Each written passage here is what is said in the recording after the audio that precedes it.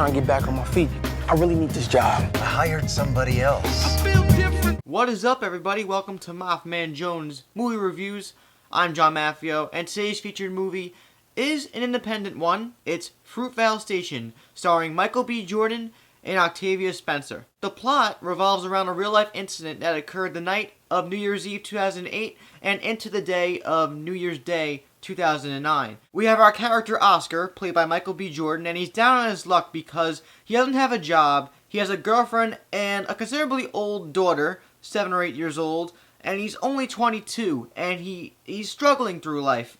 And one night, for New Year's Eve, he decides to go out with his friends to have a fun time, and something occurs at a train station, Fruitvale Station. It sort of sickens me that I had no prior knowledge to this real-life incident before I saw this movie, but I'm glad I saw this movie because it shed light on so many things involving society and how corrupt it is.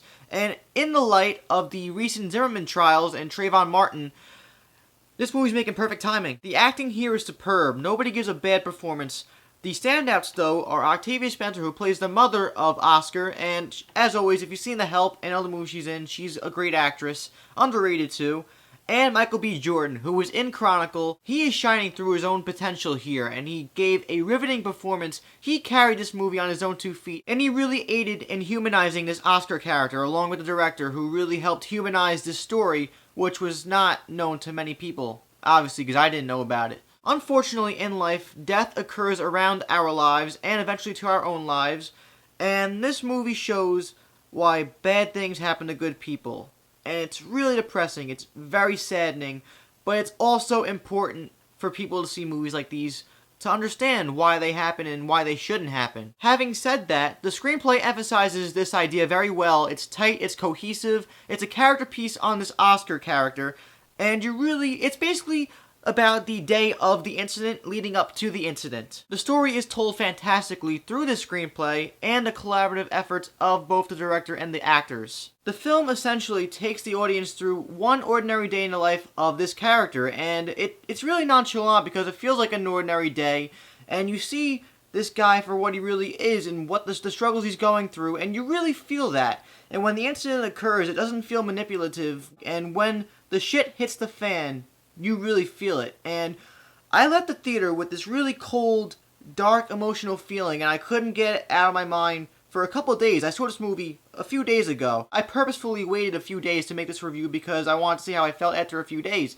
And I still feel that emotion, and the more I think about this movie, the more I feel like it's going to have a big impact when people see it. This is a very powerful, gripping film, and if I get into spoiler territory, well, if you know the incident, then you know what happens, but I don't want to talk about this movie anymore. I recommend, but more importantly, I implore you all to see Fruitvale Station when it comes to theaters near you, and if it doesn't, see it eventually, because it's a movie that will affect you as a person. It would also prove quite arduous to put myself in the shoes of the families involved in the incident, but I would imagine that they are actually proud of this movie for doing a good job of exploring this Oscar guy without offending anybody. It's humane, but also harshly truthful. Fruitvale Station is a mafadociously darn good movie. If you have seen Fruitvale Station, let me know what you thought about it in the comments down below.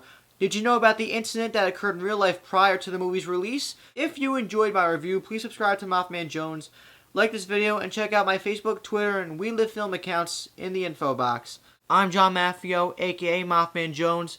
The world isn't just black and white, it's full of gray shaded areas, and it's quite unfortunate. But it's the world we live in. See you next time.